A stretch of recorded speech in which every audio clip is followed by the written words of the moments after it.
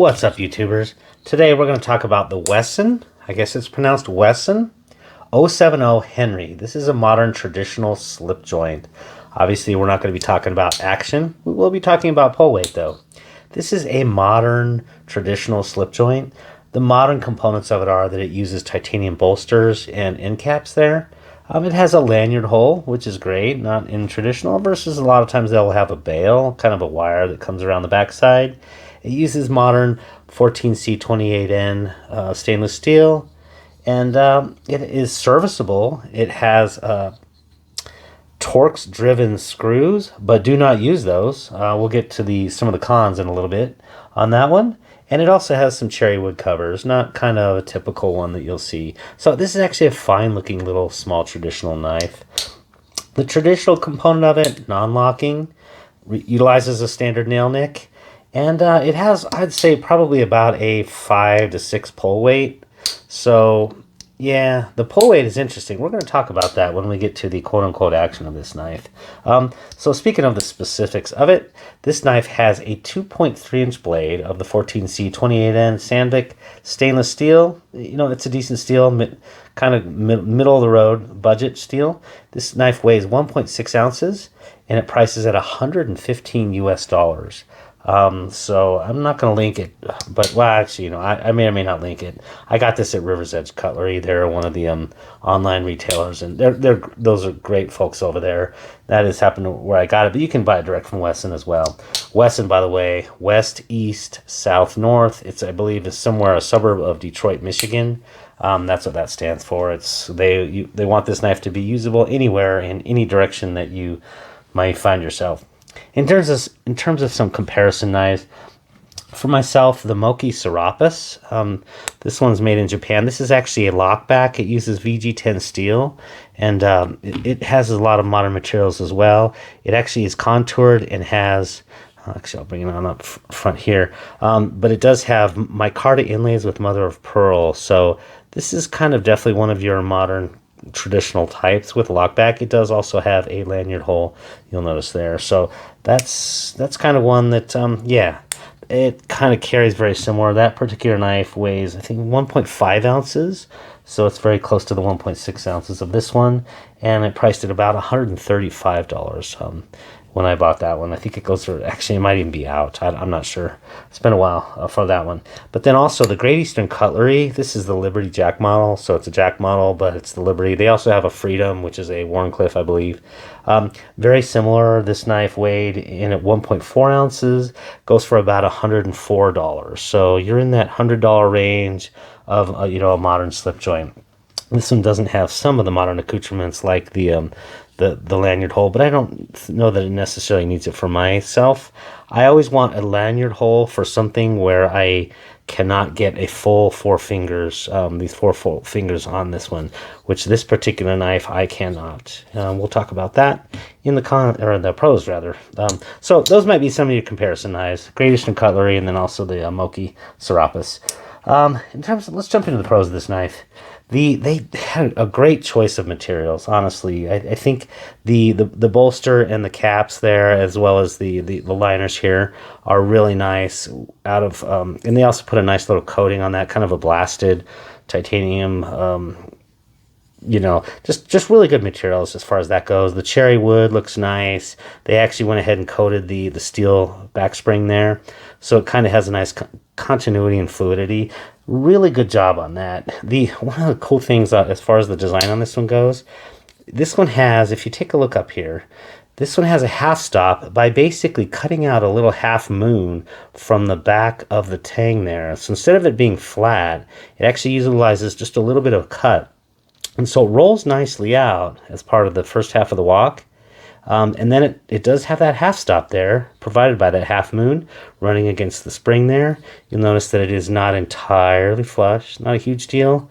But and then when it comes out, it snaps really good into shape there. So that was kind of a cool thing. And let's go ahead and demonstrate what causes that. This little nubbin right here, if you take a look inside there, it is not a flat on that component that would rub against or basically lay flat against the spring back here.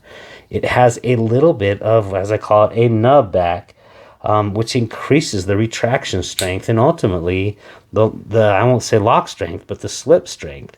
So it is noticeably way stronger in terms of having to push that back. So in a sense, it kind of works like a lock back, but it obviously does not perform a full lock. And you'll notice that I'm starting to get some carbon buildup there, but that's a really good thing on the design. So we have that nice little half moon stop. We have that little nub back there.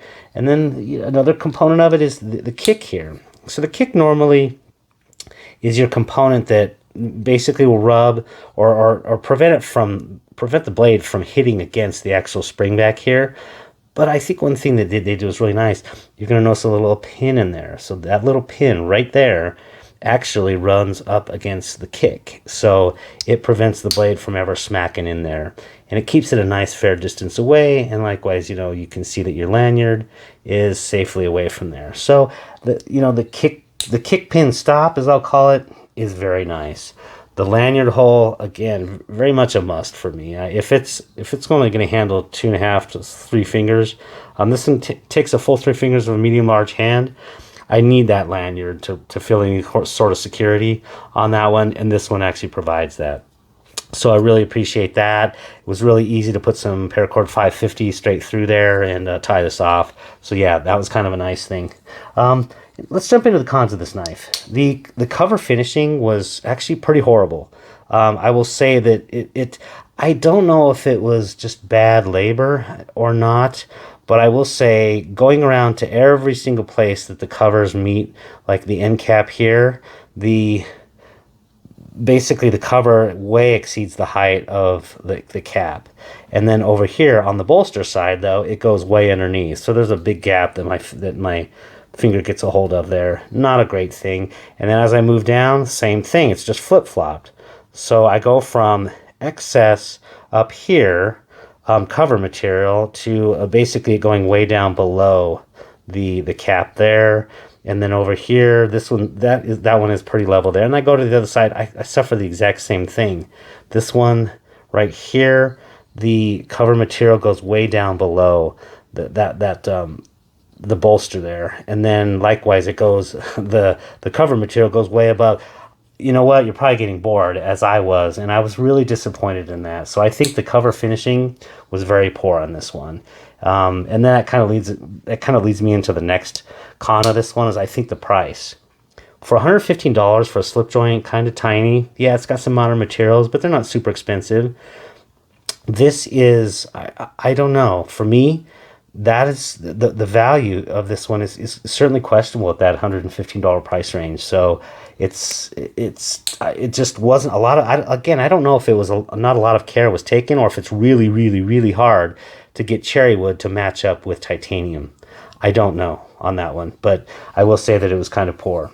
And the last con on this knife is, they have some of the modern accoutrements, like removable hardware, for example, on the pins back here, and then on the pivot with torque screws, but they have multiple warnings inside there saying do not disassemble this knife under any circumstance, or warranty is immediately void. And it's the only thing in boldface that I found on inside the literature for this. So I was like, wait a minute, it's okay.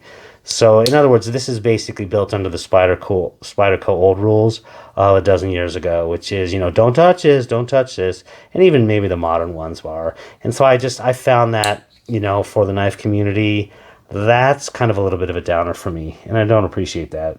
Certainly not at this price point. Maybe if it was $70 to $90, yeah, I can understand that, saying, hey, don't touch this.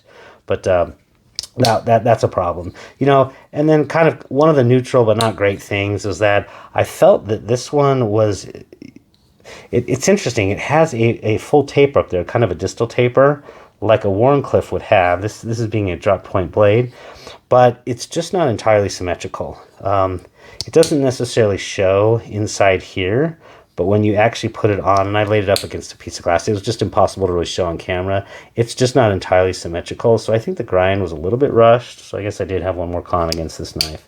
Overall, I'd say it's a useful little non-threatening knife. It does have a beautiful look. I do appreciate really a lot of the things that they did on there, but I think the fit and finish in the end was not a great job. I feel sorry for WESN knives who, probably I don't know what they're clearing on this knife, but on the whole, I just think that this is not a great value knife, and unfortunately, I'd say that it's not recommendable against some of the alternatives, probably both of the alternatives. Certainly this Moki Serapis, which I'll be reviewing soon. I just, I guess I just felt a little bit like, nah, not the greatest. I think the fit and finishing been better, would have been an absolute really fine pick. But otherwise, I think it's not in the end. So do hope that you found this useful, if not enjoyable. And if you did, like and subscribe, and have a great day. Take care now.